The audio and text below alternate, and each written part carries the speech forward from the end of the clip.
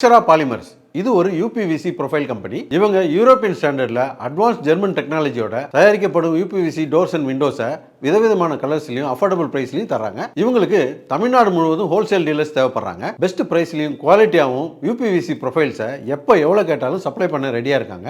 மேலும் விவரங்களுக்கு திரையில தெரிய எண்ணுக்கு ஃபோன் பண்ணுங்க. சினிமாக்காரன் வழங்கும் எஸ் வினோத்குமார் தயாரிப்பில் ராஜேஸ்வர் காளிசாமி இயக்கத்தில் மணிகண்டன் நடிக்கும் குடும்பஸ்தன் ஜனவரி 24 முதல். இன்னைக்கு நம்ம திரைவிமர்சன நிகழ்ச்சியில் இயக்குனர் கிருத்திகா உதயநிதி இயக்கத்தில் வெளியே வந்திருக்கிற காதலிக்க நேரமில்லை படத்தை பற்றி பார்க்க போகிறோம். இந்த படத்துடைய கதையை பற்றி பார்த்தோம்னா, இந்த படத்தில் 2 காதல் ஜோடி உடனடியாக கல்யாணம் பண்ணுற ஏற்பாட்டில் இருக்கிறாங்க. இந்த சமயத்தில் நித்யா மேனன் ஒரு பையனை கல்யாணம் பண்ணிக்கிறதுக்காங்க. அந்த பையன் ஒரு மன்னிக்க முடியாத தப்பு பண்ணுறதுனால அந்த கல்யாணத்தையே நிப்பாட்டிடுறாங்க. அந்த கல்யாணத்தை நிப்பாட்டின நித்யா மேனனுக்கு கல்யாணம் நின்று போச்சு. ஆனால் குழந்தை பெற்றுக்கணும் அப்படிங்கிற ஆசை மட்டும் வருது. குழந்தை பெற்றுக்கணுன்னா ஆம்பளை துணை வேணுமா? தேவையில்லையே. இன்றைக்கி இருக்கிற அட்வான்ஸ் டெக்னாலஜியில் செயற்கை முறையில் குழந்தை பெற்றுக்க முடியுமே அப்படின்ட்டு அப்படி ஒரு முடிவை நோக்கி போகிறாங்க. இன்னொரு பக்கம் ஜெயம் ரவி அவருடைய கல்யாண ஏற்பாடுகள் நடந்துகிட்டு இருக்குது. அவருடைய கல்யாணத்தில் என்ன பிரச்சனை அப்படின்னா, அவருக்கு இந்த குடும்ப பொறுப்புகள்லாம் ஏற்றுக்கிறதுக்கு அவர் தயாராக இல்லை. குறிப்பாக குழந்தை பெற்றுக்கக்கூடாது அப்படின்னு சொல்லிட்டு ஒரு முடிவில் இருக்கார். இதுவே ஒரு பிரச்சனையாகி இந்த கல்யாணம் நின்று போகுது. இப்போ இந்த ஜெயம் ரவியும் நித்யா மேனனும் ஒரு பாயிண்டில் சந்திக்கிறாங்க. அதுக்கப்புறம் அவங்க என்னாச்சு அப்படிங்கிறது அந்த படத்துடைய கதை. இந்த படத்துடைய கதை ரொம்ப வித்தியாசமான ஒரு கதை தான். இந்த வித்தியாசமான கதையே இந்த படத்துக்கான பிரச்சனைன்னு சொல்லலாம். குறிப்பாக இந்த படம் முழுக்கவே பார்த்திங்கன்னா கே பேரண்ட்டு, சிங்கிள் பேரண்ட்டு, செயற்கை கருத்தரிப்பு முறை, அப்புறம் பிரேக்கப்பு, அப்புறம் லிவிங் டுகெதர், இந்த விஷயங்களே திரும்ப திரும்ப பேசக்கூடிய ஒரு படம் தான் இது. இந்த விஷயங்கள்லாம் நம்ம அடிக்கடி கேள்விப்படுற விஷயங்கள் தான். இதை கேள்விப்படாதவங்க அல்லது இதை ஏற்றுக்க முடியாதவங்களும் இருக்கிறாங்க. நாங்கள் பார்த்த ஷோலே கூட சமுதாயத்தில் அங்கே ஒன்று இங்கே ஒன்று நடக்கிறதெல்லாம் படமாக எடுத்து வச்சுருக்காங்க பாரு அப்படின்னு ஒரு சிலர் சொல்கிறத நம்மளால் கேட்க முடிஞ்சுது. வித்தியாசமான ஜானர் தான். இதில் அதிகமாக படங்கள் வந்தது கிடையாது. இவங்க எப்படி கையாண்டிருக்காங்க பார்ப்போம். அப்படி தான் இந்த படத்தை நாங்கள் பார்த்தோம்.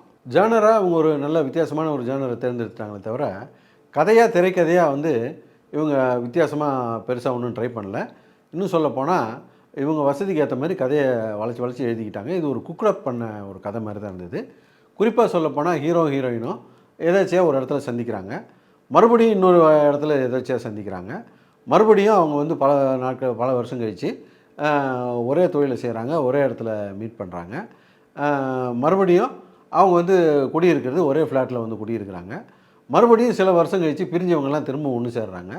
இப்படி இவங்களுக்கு ஏற்ற மாதிரி கதையை வளைச்சி எழுதிக்கிட்டாங்களே தவிர புதுசாக எதையுமே ட்ரை பண்ணல. எல்லோரும் ஒன்றா சேர்றதுக்கு ஃபேமிலி சாங் இருக்கும் பாருங்க, அது ஒன்று தான் இல்லை. மற்றபடி எல்லாமே சினிமா ஃபார்முலாலே வந்துடுச்சு. கதையாக திரைக்கதையாக படத்தில் ஒரு பெரிய சுவாரஸ்யம் இல்லைனாலும் எடுத்துக்கிட்ட கதை என்னமோ அதை ஒரே நேர்கோட்டில் கொண்டு போய் சரியாக முடிச்சிருந்தாங்க. டைரக்ஷனாக எக்ஸிக்யூஷனாக ரொம்ப கரெக்டாக இருந்தது. படத்தில் எல்லா டிபார்ட்மெண்ட்டையும் நல்லா வேலை வாங்கியிருந்தாங்க. குறிப்பாக நடிகர் நடிகைகளை நல்லா வேலை வாங்கியிருந்தாங்க. ஹீரோயின், அந்த டிஜே பானு, அந்த குட்டி பையன்லாம் ரொம்ப நல்லா நடிச்சிருந்தாங்க, நல்லா வேலை வாங்கியிருந்தாங்க. மற்றபடி பேக்ரவுண்ட் மியூசிக் நல்லா இருந்தது. கேமரா ஒர்க்கு ரொம்ப அற்புதமாக இருந்தது. இந்த அளவுக்கு மேக்கிங் கொடுக்கலன்னா இந்த ஸ்லோவான படத்தில் உட்காந்து பார்த்துருக்க முடியாது. இந்த படத்தில் ஒரு கே கேரக்டர் வருது. அந்த கே கேரக்டர்லாம் நடிக்கிறதுக்கு யாரும் தயாராக இருக்க மாட்டாங்க. ஆனால் ஹாலிவுட் சினிமாவில் பார்த்திங்கன்னா நம்ம எல்லோரும் கொண்டாடின டாம் ஹாங்க்ஸு, இந்த ஜிம் கேரி, ஹீத் லெட்ஜர் இவங்கெல்லாம் பல வருஷங்களுக்கு முன்னே கேவை நடிச்சிருக்கிறாங்க. ஆனால் இங்கே இருக்கிற நடிகர்கள்லாம் நடிக்க மாட்டாங்க. ஏன்னா அவங்களெல்லாம் கூட பெரிய ஆளுங்க இல்லையா, அதனால் நடிக்க மாட்டாங்க. இந்த படத்தில் வினய் அந்த கேரக்டர் எடுத்து பண்ணியிருக்காரு. அதையும் நம்ம வரவேற்கணும்.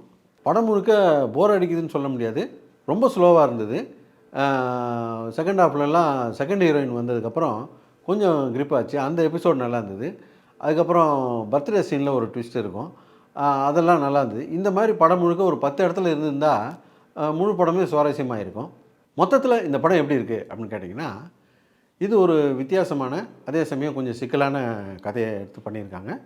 இந்த சிக்கலான கதையை எடுத்து பண்ணால் இந்த கலாச்சார காவலர்கள்லாம் ஜாம்பிஸ் மாதிரி உளுந்து கடிச்சு வச்சுருவானுங்க அப்படின்றத பற்றியெல்லாம் கவலைப்படாமல் இந்த படத்தை ட்ரை பண்ணியிருக்காங்க.